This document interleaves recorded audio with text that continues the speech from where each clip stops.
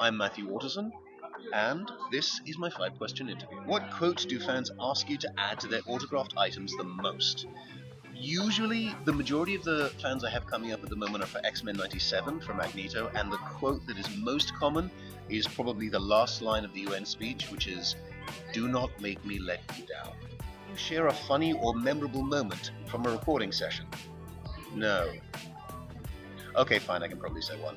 So I know AJ Locasio, who plays Gambit, very well. He and I have done a bunch of stuff together.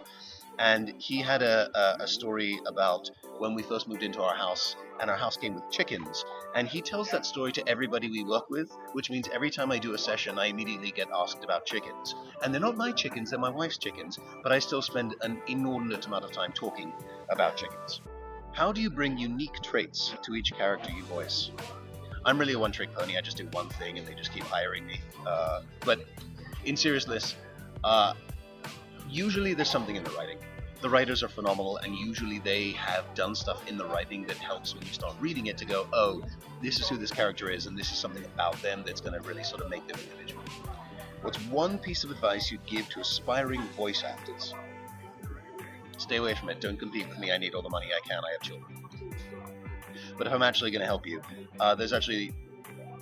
there's two, so I'll give you two. One is D. Bradley Baker's iwannabea.voiceactor.com. It has everything on it, and you'll hear that from a lot of us, because D did the world a service by creating that site. The other is acting is acting, so get into acting classes. Doesn't matter what it's for, all of it will help you. What role was your big break?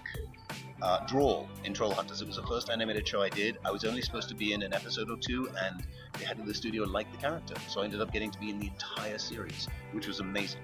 And one bonus question. Yes. How excited or how willing would you be to voice a super mutant in the Fallout TV series? I would love it. I gotta be honest, I just started watching the Fallout TV series on a couple of flights, so I've seen the first couple of episodes.